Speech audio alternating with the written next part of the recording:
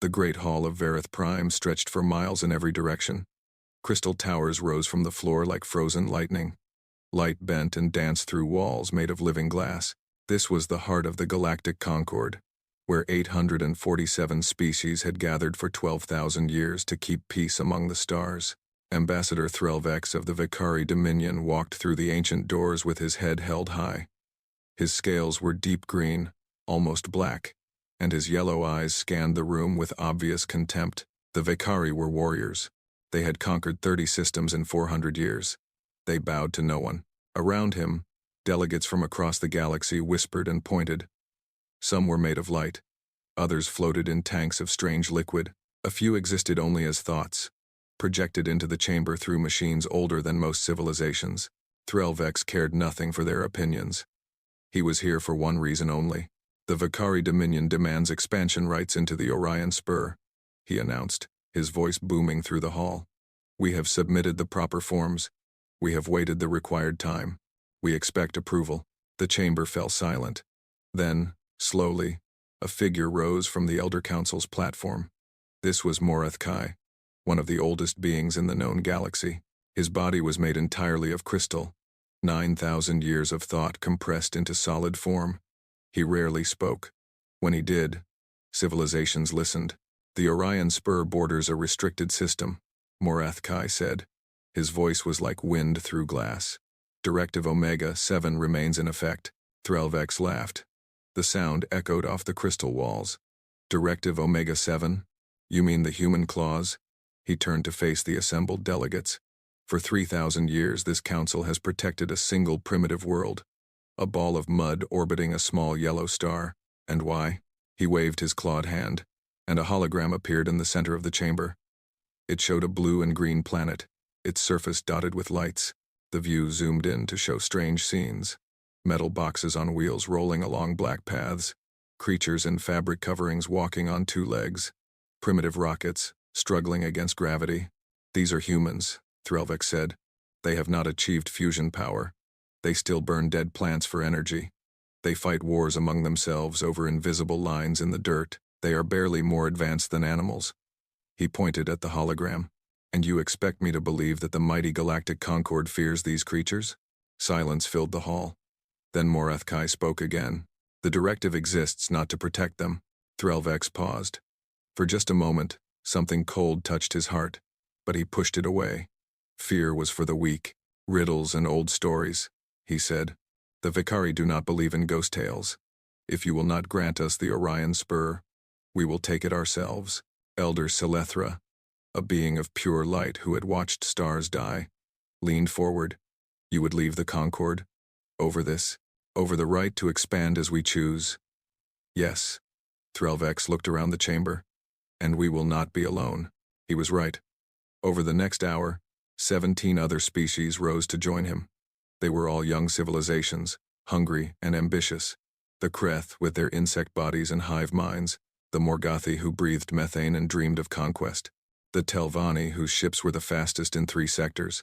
Together, they announced the formation of the Ascendant Pact. We will not be bound by ancient fears, Threlvex declared. We will not hide from primitives. The Ascendant Pact will claim what is rightfully ours. The Elder Council did not argue. They did not threaten. They simply watched with ancient eyes as the young species walked out of the chamber. When the doors closed behind them, Selethra turned to Moreth Kai. Should we have told them? The crystal being was silent for a long moment. They would not have believed us. Then they will learn the hard way. Yes. Moreth Kai's form pulsed with dim light. As we once did. In the archives beneath the Great Hall, there was a room that few had ever seen.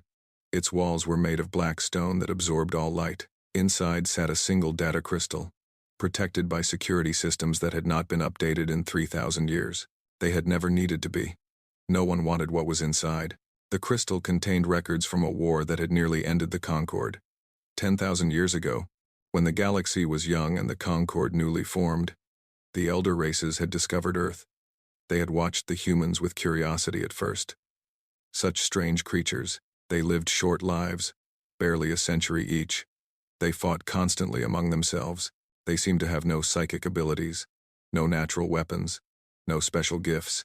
The Concord had decided to make contact. Surely these primitive beings would welcome the chance to join a greater civilization. Surely they would be grateful. They were wrong. The records showed what happened next, but few could watch them to the end. The humans of that age had no starships, no energy weapons, no shields. They had bronze swords and wooden spears. They should have surrendered in days. The war lasted 200 years. The humans did not fight like any species the Concord had ever encountered. They did not calculate odds. They did not accept defeat. When their weapons broke, they used rocks. When their rocks were gone, they used their hands. They hid in caves and struck from shadows. They learned their enemies' weaknesses and exploited them without mercy. 8 billion lives were lost before the Concord retreated. The elders had gathered after the war and asked a single question.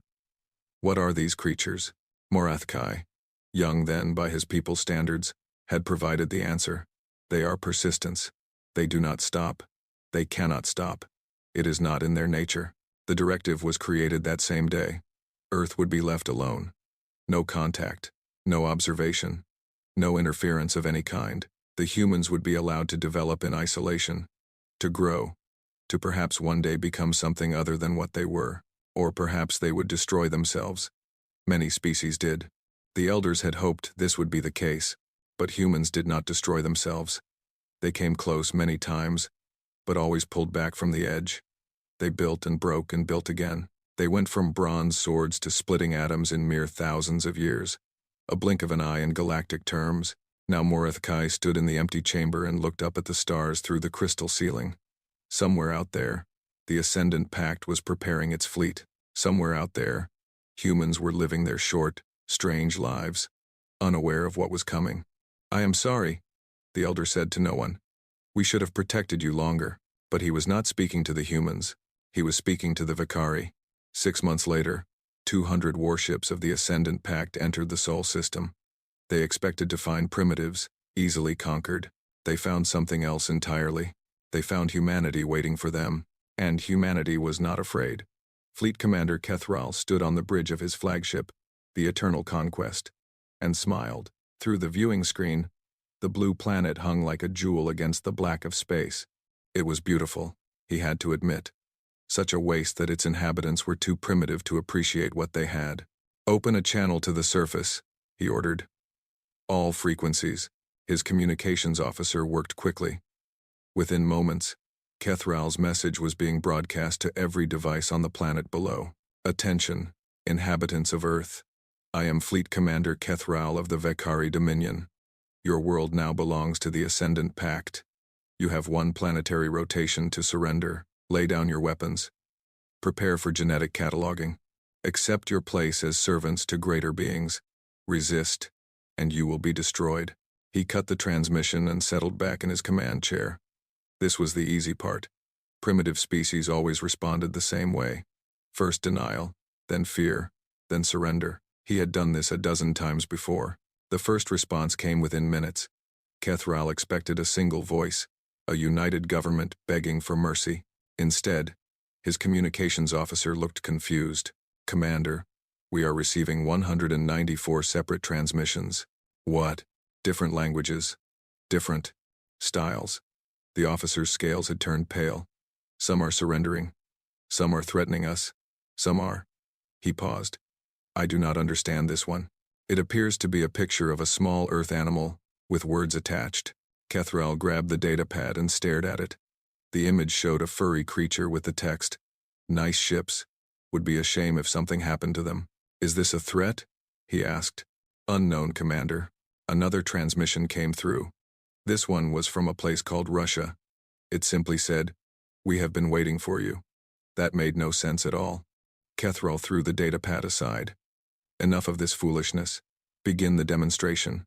Destroy their primary satellite network. Show them what true power looks like. The Vicari fleet opened fire. In seconds, dozens of human satellites exploded in silent bursts of light and metal. It was a small taste of what was to come. Kethral expected panic. He expected the transmissions to turn desperate, pleading. Instead, the humans went quiet.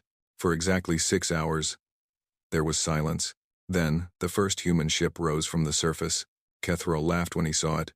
The thing was barely worthy of being called a vessel. It was cobbled together from metal and what appeared to be fuel containers. It moved on chemical rockets, leaving a trail of fire behind it. "Should we destroy it, Commander?" his weapons officer asked. "No, let them come. Let them see how hopeless this is." The human ship flew directly toward the Eternal Conquest.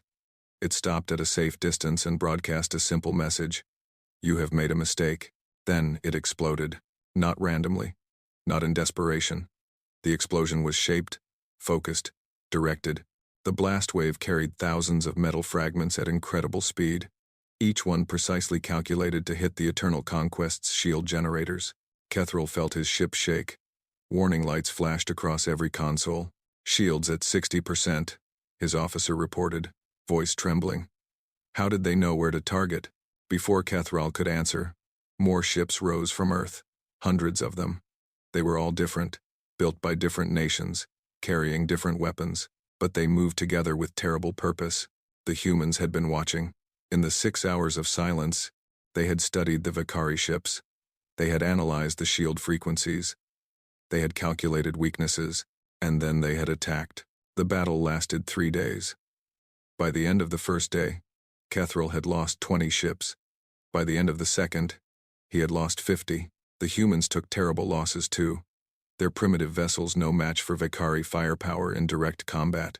But for every human ship destroyed, 2 more rose to take its place. They did not stop. They did not retreat. They did not surrender. On the 3rd day, something changed. A new type of human weapon appeared. It did not look like the others. It was sleeker, more advanced. Kethril's scanners could barely track it. The weapon punched through Vakari shields like they were not there. "Impossible," his science officer whispered. "They have adapted our technology. In 3 days. It took us 200 years to develop these shields." Kethril watched as another of his ships exploded. Then another. Then another. He opened a channel to the other pact commanders. Their faces appeared on his screen, all of them showing the same expression of disbelief. "They are not stopping," the Kreth commander buzzed. "We have killed thousands of them. They keep coming. Their pilots are singing," the Morgothi commander reported. "Even as they die, they are singing." Kethril had heard the songs. Strange human music, playing on open channels. One song talked about a highway to hell. Another spoke of fighting for your right. He did not understand the words, but he understood the tone. These creatures were not fighting to survive. They were fighting because they wanted to, because something in their nature would not allow them to do anything else. On the 5th day, a human pilot flew his damaged ship directly into the bridge of a Vakari destroyer. His last transmission was simply, "This is for Houston." On the 7th day, a group of human children hacked into the navigation systems of 3 packed vessels and made them crash into each other. They broadcast their laughter as the ships burned. On the 10th day, Kethril made a decision that went against everything he believed in. He called for help. "Priority message to the Ascendant Pact," he said, his voice hollow. "Send reinforcements. Maximum strength. The humans are not what we expected." He paused, searching for words to describe what he had witnessed. "They do not fight like other species. They do not calculate losses. They do not accept defeat." He looked at the blue planet on his screen. "Beautiful and terrible. They have a quality I cannot name. When they should run, they attack. When they should surrender, they laugh. When they should die, they take us with them." He transmitted data from the past 10 days. Ship losses, tactical analyses, recordings of human pilots screaming in victory as their vessels exploded. "Send everything," Kethril finished. "We need everything. Because I no longer believe we can win this war." He ended the transmission and sat in silence. Outside his window, Earth turned slowly, its surface lit by the fires of 1,000 battles. In the communications array, human voices continued to broadcast. Not pleas for mercy, not offers of surrender. They were making jokes. Jokes about their enemies. Jokes about death. Jokes about the situation itself. Kethril had conquered many worlds. He had faced many enemies. He had never faced anything like this. These humans did not just refuse to give up. They seemed to be enjoying themselves. And that, more than anything else, terrified him. 3 months had passed since first contact. 3 months since 200 Vakari ships had arrived expecting easy prey. Only 93 of those ships remained, and half of them were too damaged to fight. But now the real fleet had arrived. 2,000 warships of the Ascendant Pact dropped out of faster-than-light travel at the edge of the Sol system. They were the combined might of 18 species, battleships the size of mountains, carriers holding tens of thousands of fighter craft, planet killers that could turn Earth to dust with a single shot. Admiral Vrethkai, supreme commander of the Pact forces, studied the data from Kethral's failed invasion. He was not worried. The humans had surprised his forces. Yes, they had proven more resourceful than expected, but 2,000 ships could not be stopped by primitives with recycled rockets and stolen technology. He gave the order to advance. What happened next would be remembered across the galaxy for 10,000 years. The human ship appeared directly behind his flagship, not approaching from Earth, not flying in on chemical rockets. It simply appeared, as if from nowhere, using faster-than-light technology that humans should not have possessed for another century. Vrethkai stared at his sensors. That is impossible. The ship was ugly. It was clearly built in a hurry, pieces welded together without grace or beauty. But it worked.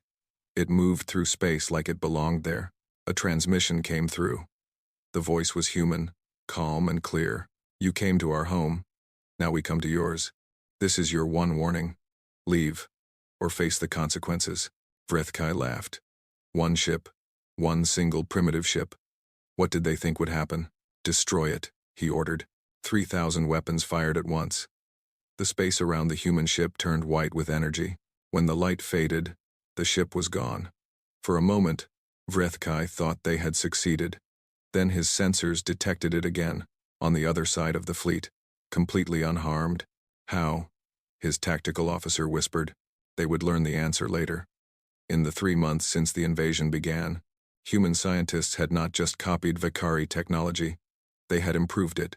Shields that the Concorde had used for 6,000 years without modification were redesigned by a team in Japan. Engine systems that alien engineers considered perfect were made 40% more efficient by a college student in Brazil. They have been using the same technology for millennia, a human scientist had said during a broadcast. They never thought to make it better. They just accepted that it worked. Humans did not accept. Humans improved. Humans optimized. Humans asked, what if we tried something different? They asked this question constantly, about everything, forever. The Battle of the Threshold began. From Earth, hundreds more human ships rose to join the fight. They were not as advanced as the first one. Many were still using older designs, patched together from whatever was available, but there were so many of them. Every nation on Earth had contributed. Old enemies worked side by side. Factories that had made cars now made weapons. Laboratories that had studied medicine now studied alien biology, searching for weaknesses. Schools were closed so that children could help with calculations. Old soldiers came out of retirement. Young people who had never held a weapon volunteered in such numbers that there were not enough ships for all of them. Admiral Vrethkai had studied many species. None of them responded to invasion like this. Most species fractured under pressure, old divisions growing wider. Humans did the opposite.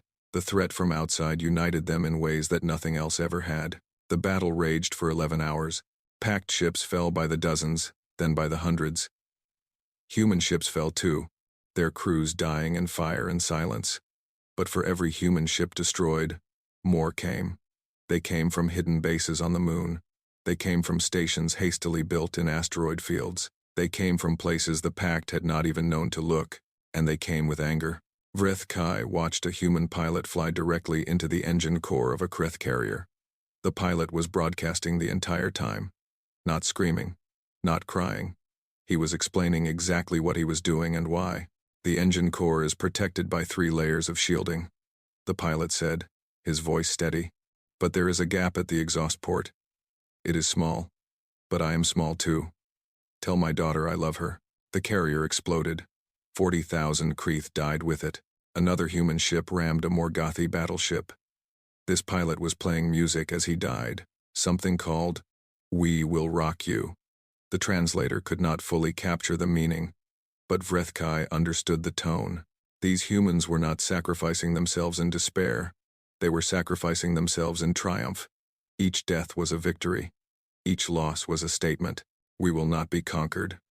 We will not be enslaved. We will burn your fleet even if we burn with it. By the 8th hour, Vrithkai called for a tactical withdrawal. His officers looked at him with shock. We outnumber them. His second-in-command protested. We have superior technology. Had, Vrithkai corrected. We had superior technology. Look at their newest ships. They are using weapons we have never seen. Designs that make no sense to our engineers.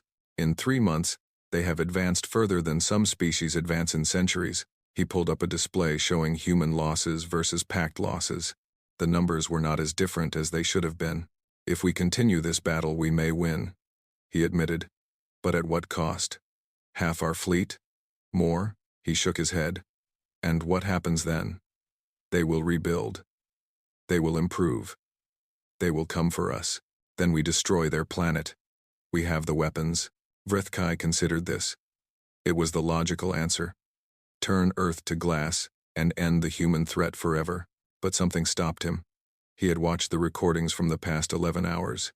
He had seen humans die laughing. He had seen them fly into certain death while making jokes. He had seen them refuse to surrender even when surrender was the only rational choice. If we destroy their planet, he said slowly, what do you think happens to the ones who escape? The ones on ships? The ones who find a way to survive? His officer was silent. They will scatter across the galaxy. They will hide and grow and build. And they will remember. Vrithkai's scales had gone pale. They will remember that we destroyed their home, and they will never stop hunting us. Not for revenge, not for resources, just because we hurt them. And humans do not forgive. He gave the order to retreat. As the packed fleet limped away from Earth, a human transmission followed them. It was not a threat.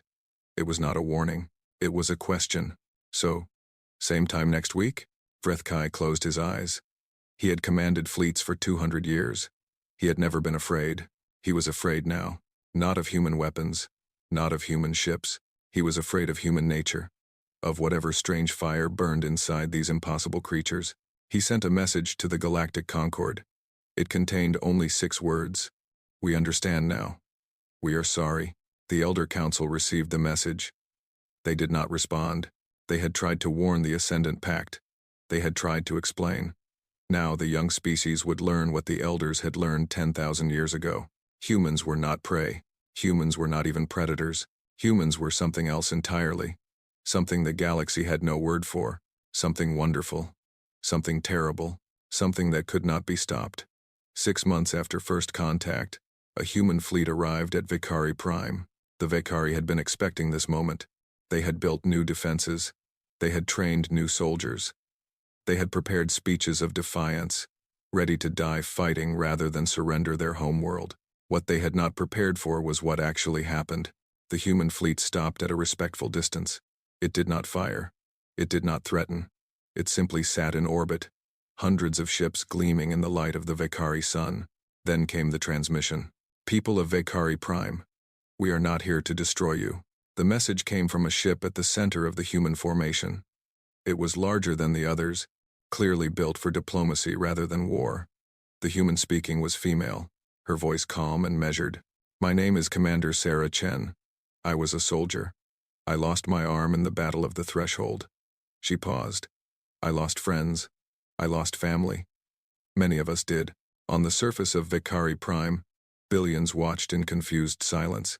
This was not how enemies spoke. You came to our world, Commander Chen continued. You tried to enslave us. You killed thousands of our people. By any measure, you are our enemy. Another pause. We could destroy your cities. We could burn your farms. We could turn this planet into a wasteland and make sure no Vakari ever threatens anyone again. The Vakari High Command braced for what was coming next. We are not going to do that. Fleet Commander Kethral, who had led the original invasion and now served as a military advisor, stared at the screen. This is a trick, but it was not a trick. Humans have a saying, Commander Chen said. The best revenge is living well. We do not want revenge. We want something better. We want to trade with you. We want to share technology. We want to learn from you and teach you in return. We want peace. The transmission included detailed proposals, trade agreements that would benefit both species, cultural exchange programs, joint scientific research. Infrastructure partnerships. We offer these terms not from weakness, but from strength, Commander Chen finished. We could destroy you. We choose not to. Remember that. Honor that. And maybe, someday, we can be more than former enemies.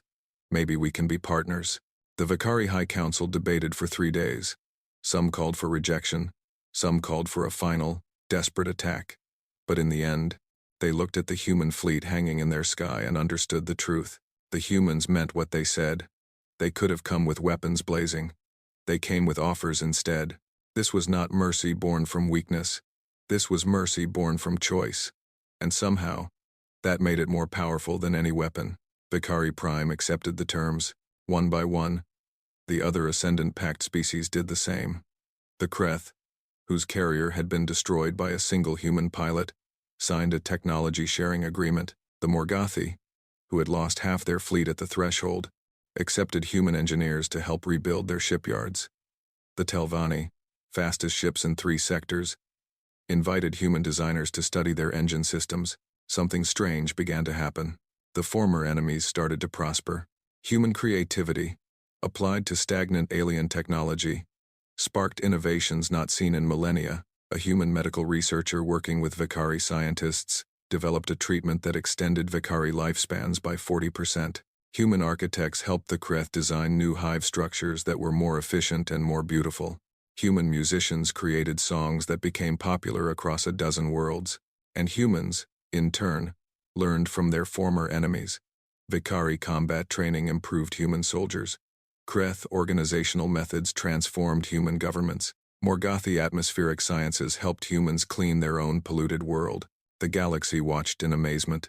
Ambassador Threlvex, who had once laughed at the human claws, now worked as a liaison between the Ascendant Pact and Earth.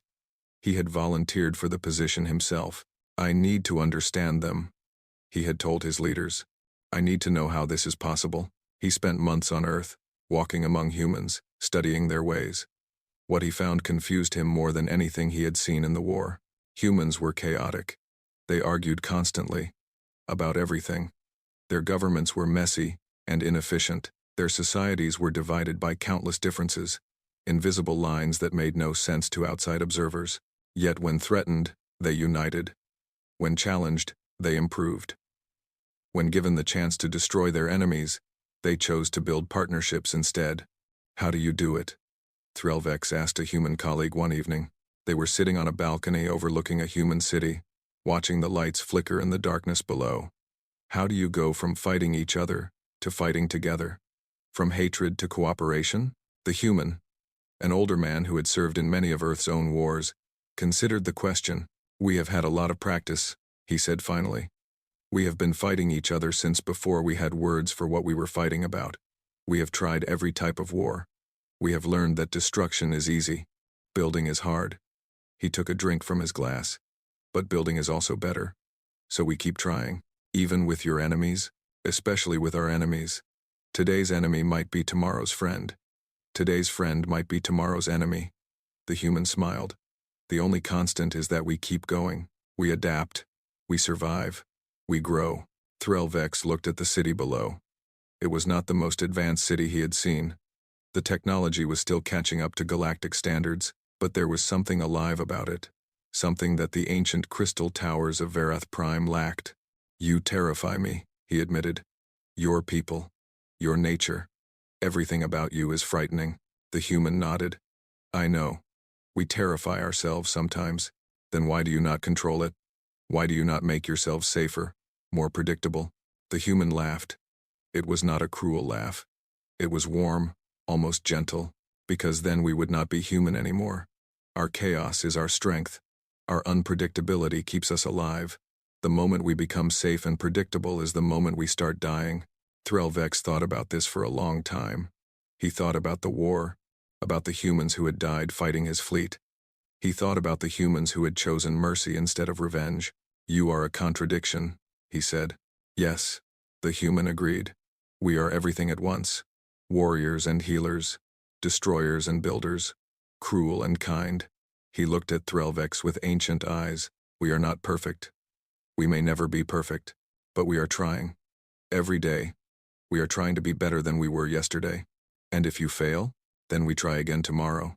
On Vareth Prime, the Elder Council received reports of the Human Ascendant Pact integration. They watched former enemies become partners. They saw technologies advance faster than they had in centuries. They observed something they had not seen since the earliest days of the Conquered: hope. Elder Morathkai spoke to the assembled elders.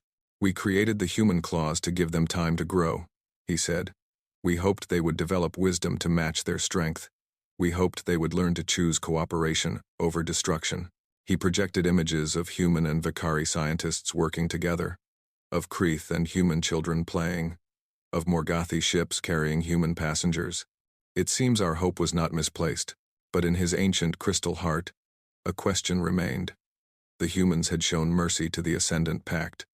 They had offered partnership instead of conquest. They had proven they could be builders as well as destroyers. But what would they do when they learned the full truth? What would they do when they learned that the Concord had faced humans before, 10,000 years ago? What would they do when they learned that the elders had been watching, waiting, all this time? Morathkai looked at the stars and wondered. The answer was coming. Soon, humans would come to Varath Prime, and then everyone would learn what humanity truly was. 5 years after first contact, humanity came to Varath Prime. The crystal halls of the Galactic Concord had never been so crowded. 847 species filled the ancient chamber, pressing against walls that had stood for 12,000 years. Every eye, every sensor, every consciousness was focused on the doors. The human delegation was small, only 12 people, led by Ambassador Chen Wei. She was a small woman with gray hair and kind eyes. Before the war, she had been a teacher of young children. Now she spoke for her entire species. The doors opened. The humans walked in. They did not march like conquerors. They did not creep like suppliants. They walked like equals, their heads high but their faces calm. They looked around the chamber with obvious wonder, taking in the crystal towers, the floating delegates, the ancient beings who had watched the rise and fall of civilizations. Ambassador Chen Wei took her place at the speaking platform. For a moment, she said nothing. She simply looked at the assembled species of the galaxy. Then she smiled. "We have read your directive Omega-7, she said. Her voice was soft but clear, amplified by systems older than human civilization. The human claws. We have questions. Elder Morathkai rose from his place on the council platform. His crystal form caught the light, scattering rainbows across the chamber floor. He had waited for this moment for 3,000 years. He had feared it. He had hoped for it. Now it was here. Ask your questions, Ambassador of Earth. The directive was created 10,000 years ago. It said we should be left alone. No contact. No observation. Chen Wei tilted her head. Why? Morathkai was silent for a long moment. Then he did something he had never done before. Not in 9,000 years of existence. He shared his memories, the chamber filled with images, sounds, feelings. Every being present experienced what Morathkai had experienced so long ago. They saw Earth as it had been 10,000 years before. Green and wild, covered in forests that stretched across continents. They saw the humans of that age, living in small tribes, their technology limited to bronze and stone. They saw the Concord's first contact, ships descending from the sky, offers of friendship, of advancement, of a place among the stars. They saw the humans refuse, not politely, not diplomatically. The humans of that age had looked at the visitors from the sky and seen only one thing: invaders. It did not matter that the Concord came with gifts. It did not matter that they spoke of peace. The humans attacked. The images showed the war that followed. It should have been over in days. The Concord had starships and energy weapons. The humans had spears and determination. The war lasted 200 years. The assembled species watched in horror as the memories played out. They saw humans die by the thousands, then rise again in greater numbers. They saw Concord soldiers fall to traps and ambushes, killed by enemies who refused to stop fighting. They saw a species that should have been conquered in a week instead hold out for 2 centuries. 8 billion lives were lost, conquered and human alike. In the end, the Concord retreated, not because they had to, because the cost of victory was too high. The memories faded. The chamber was silent. "We asked ourselves what you were," Morathkai said. His voice was heavy with ancient sorrow. We had never encountered anything like you. Species that fought with such fire, that refused defeat so completely. We searched for words to describe you. What word did you find? Chenwei asked. Persistence. The crystal elder seemed to dim slightly. You do not stop. It is not a choice. It is who you are. When you believe something is right, you fight for it until you win, or until you die. There is no middle ground. Chenwei nodded slowly. I see. And the directive? We created it the day after the war ended. We decided to leave you alone, to let you grow without interference. Morethkai's form pulsed with complex light. We hoped that if we gave you time, you would develop wisdom to match your strength, ethics to guide your fire, the ability to choose peace when destruction would be easier. He gestured at the chamber around them, at the delegates from the Ascendant Pact who now worked alongside humans as partners. We waited 10,000 years to see what you would become, and now you are here. His voice dropped to something almost like a whisper. What have you become? Ambassador of Earth. Chenwei was quiet for a long moment. She looked at her fellow humans, at the species who had tried to conquer them, at the ancient beings who had watched and waited for millennia. When she spoke, her voice was steady. We are still who we were. We fight when we must. We do not surrender when we believe we are right. We are stubborn and fierce, and sometimes terrible. She paused. But we are also more than that. We are teachers and healers. We are artists and dreamers. We build things that last. We reach out to our enemies and offer them peace. She stepped forward, closer to the Elder Council. You waited to see if we would choose to be monsters or miracles. The truth is, we are both. We are everything at once. We are chaos and order, destruction and creation, war and peace. Her eyes met Morethkai's ancient gaze. We do not know what we will become. We are still becoming. Every day, every choice, every moment. We are always becoming something new. Then how can we trust you? Elder Selethra asked. How can we know you will not turn on us, as you did 10,000 years ago? Chenwei smiled. It was a sad smile but also hopeful. You cannot know. We cannot promise. The future is not written. She spread her hands. All we can offer is who we are right now. Humans who chose mercy over revenge. Humans who turned enemies into partners. Humans who are trying, every day, to be better than we were yesterday. She looked around the chamber one last time. We are not perfect. We may never be perfect, but we will keep trying. That is our nature. That is our gift. That is our curse. She took a deep breath. We are humanity, and we are ready to take our place among the stars. The vote was unanimous. For the first time in galactic history, a species was welcomed into the Concord not as a probationary member, but as a full partner. The human clause was deleted from the records. In its place, a new directive was written. It was proposed by Morethkai himself, and approved by every species in the chamber. Where humanity walks, the galaxy watches and wonders. May they be our greatest hope, not our final nightmare. May their fire warm us, rather than burn us. And may we have the wisdom to stand beside them, rather than against them. After the ceremony, Threlvex found Ambassador Chenwei standing alone on a balcony, looking at the crystal spires of Vareth Prime. You knew, he said, about the ancient war, about why the directive existed. We found records, she admitted. Old stories, passed down through generations. We were not sure they were true, but they helped us understand why the elders were so afraid. And you came anyway. You offered peace anyway. What else could we do? She turned to face him. We could have been angry. We could have demanded answers, blamed the Concord for watching us suffer through 10,000 years of war and hardship. But what would that have achieved? Threlvex shook his head. I do not understand your people. I have tried for 5 years. I still do not understand. Chenwei laughed softly. Neither do we, Ambassador. Neither do we. 1 year later, on a small world at the edge of Vekari space, a young Vekari girl asked her grandfather about the war. He was old now. His scales faded to pale green. He had fought in the invasion of Earth. He had seen humans die. He had watched them refuse to surrender. He had also watched them offer peace. The girl held a small toy in her hands. It was a stuffed bear, sent in a diplomatic package from Earth. Human children loved these toys, the package had explained. Perhaps Vekari children would too. They could have destroyed us, the old Vicari said. They had the power. They had the right. We invaded their home. We killed their people. Why did they not destroy us? The girl asked. Her grandfather watched through the window as human and Vicari children played together in the garden. They were laughing, chasing each other, sharing toys, because they chose not to, he said finally. Because they decided to build instead of destroy. Because they are human. The girl hugged her bear. They are strange. Yes, her grandfather agreed. Beautifully, terrifyingly strange. He smiled, old wounds finally beginning to heal.